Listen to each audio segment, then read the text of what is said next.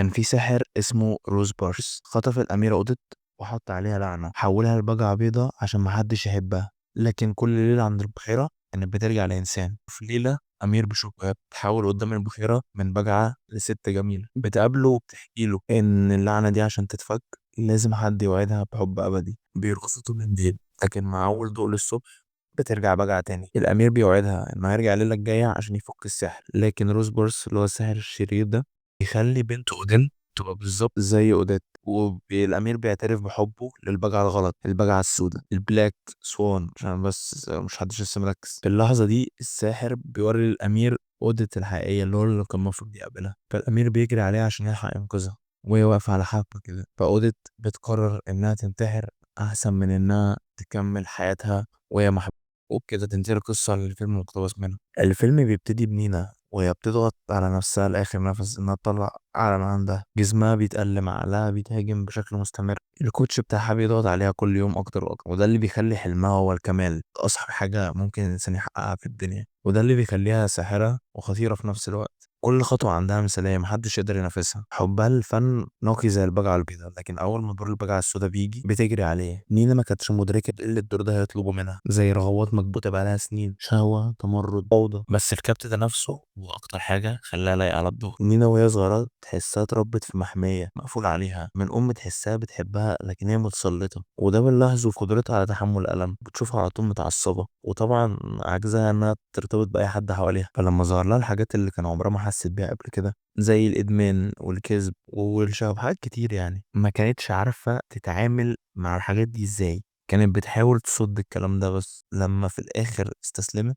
خلاص اتلوثت بقى وبتاع واتبهدلت. تحس البجعة السوداء ابتدت تظهر جواها. هي عمرها ما قابلت البجعة السوداء قبل كده، لكن لما قابلتها كانت بقت هي بشكل كامل، او معناه ان بقت هي بشكل كامل. زي القصه اللي حكيتها في الاول كده، البجعه البيضاء نفسها في الحريه، لكن البجعه السوداء بتخدع الامير، وفي الاخر البجعه البيضاء عشان تلاقي الحريه بتضحي بنفسها في الاخر. لكن نينا مختلفه، هي اتدمرت لانها فجاه كل حاجه غامقه طلعت مره واحده قدامها من غير ما تتعلم ازاي تتعايش معاها. اللي بيخلي فيلم بلاك سوان قوي قوي من وجهه نظري مش بس الحكايه، لكن ازاي كل تفصيله فيه بتخدم الفكره.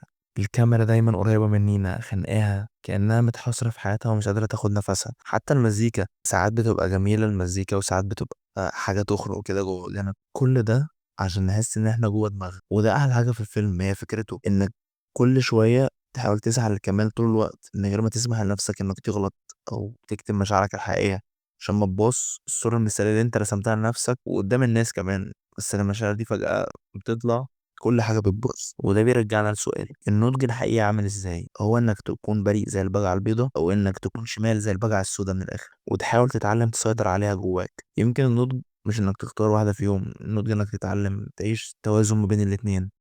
لو ركزنا في تفاصيل شخصية نينا هنلاقي إن حياتها كلها بتعبر عن علاقتها بأمها، اللي هي الأم اللي عايشة من خلال بنتها، بتحاول تحقق اللي هي معرفتش تحققه في حياتها من خلال بنتها. نينا مش بس مضغوطة من مدربها ومن الاستوديو، هي بس كمان مضغوطة من أمها اللي هي بتحاول تضغط عليها في بيتها. وده بيخلي أي محاولة لينا إنها تعيش حياة عادية صعبة جدا. الفيلم بيورينا إن الكبت ساعات بيكون أخطر من الحرية. لما تمنع نفسك من مشاعرك الطبيعية ومن رغباتك حتى لو كانت غامقة شوية بتتحول لقنبلة، ولما بتنفجر النتيجة بتبقى صعبة. يعني نينا كانت محتاجة تتعلم إنها تبقى إنسانة قبل ما تبقى باليرينا شاطرة، عشان كده النهاية كانت صعبة بس هي منطقية. البجعة البيضاء والبجعة السوداء اتحدوا جواها، بس بدل ما تعرف ازاي تعيش معاهم موتوها. الكمال اللي كانت بتدور عليه طول حياتها دفعت ثمنه عمرها. فيلم بلاك سوان مش بيتكلم عن مجرد عرض باليه او استعراض. فيلم بلاك سوان بيتكلم عن الصراع الداخلي اللي جوانا كلنا، عن انك ازاي تواجهه وازاي تتقبل نفسك بكلك بضعفك وكل حاجه فيك. ولو ما عملتش كده ممكن الحته الغامقه اللي جواك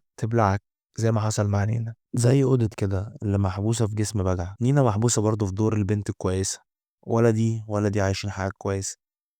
الخطر الحقيقي عند نينا إنها خبت نفسها لدرجة إن الجزء الغامق اللي جواها بدأ يبان. فأنت حاول على قد ما تقدر تسيطر على الحتة الغامقة بتاعتك. عايز أتكلم على حاجة في مشهد النهاية لما توماس جري جنب نينا وقال لها حسيتي بإيه؟ قالت له كنت بيرفكت، كنت مثالية. التفصيلة المهمة بقى ان الفيلم بينتهي بتلاقيش كل حاجه الابيض، لا عكس الطريقه اللي بتنتهي بيها معظم الافلام، وهي الفيديو الاسود. يعني الاسود بيدل على الختام ان الامور وصلت للنهايه، لكن التلاشي بالابيض او الفيد الابيض بيوحي بعكس كده تمام، بيشاور على بدايه جديده، احساس بالسمو بالتنوير. حتى كلمه تنوير فيها نور، بيقول لنا ان مع نهايه الفيلم صحيت على مفهوم جديد لشخصيتها للمرة الأولى في حياتها، وهي واعية بحقيقة طبيعتها اللي فهمها للنور والجمعان اللي جواها مع بعض بتكون كاملة. زي تعويذة روزبرس برضو اللي اتكلمت عليها في أول الفيديو.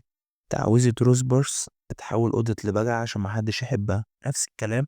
عدم وعي نينا بظلها أو بالجزء الغامق جواها هو تعويذة بتمنعها من إنها تعيش حياة حقيقية. لكن في نهاية القصتين التعويذتين بيتكسروا وبيرتقوا لمستوى أعلى وبيوصلوا للكمال. يعني كان في قصة بتتكلم على عصفور بيغني مرة واحدة بس في حياته، من لحظة ما بيسيب العش بيدور على شجرة فيها أشواك كتير وما بيرتاحش لحد ما يلاقيها، وبعدين لما بيلاقيها بيغني عليها أحلى من أي مخلوق على وش الأرض. وهو بيغني بيغرز نفسه في أطول شوكة وأحد شوكة فيهم، بس وهو بيموت بيترفع فوق ألمه عشان يبقى أقوى من صوت أي عصفور تاني حواليه. بيدفع حياته مقابل أغنية واحدة بس، وساعتها العالم كله بيسكت عشان يسمع. في النظام الكبير للكون حياتنا بتبدأ وتنتهي في طرفتين، كل واحد فينا شايل جواه حاجة جميلة بتنادي عشان تتحرر. ممكن شغل إبداعي لسه تعمله، مزيكا حلوة، أو حب هتديه لحد، لعيلتك، لصحابك. كل ده جزء من رقصة النور اللي قدمتها نينا في الآخر. كان في جملة في فيلم بلاك سوان،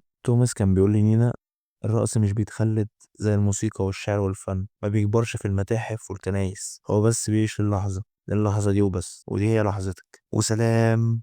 سلام سلام. ينفع البهدله دي قدام الناس؟